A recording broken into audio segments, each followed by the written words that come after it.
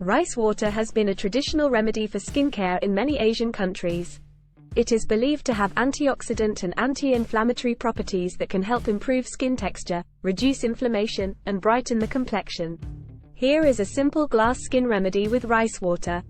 Ingredients: 1/2 cup of rice, 1 cup of water, cotton pads, a spray bottle.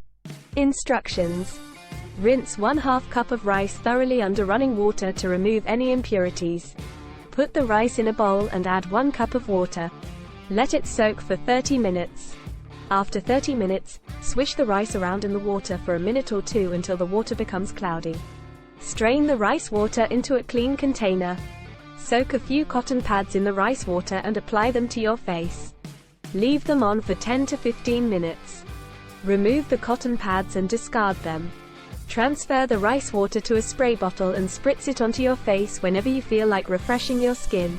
Note: you can store the rice water in the refrigerator for up to 1 week. Shake the bottle before using it. You can also add a few drops of essential oil to the rice water for added benefits and fragrance.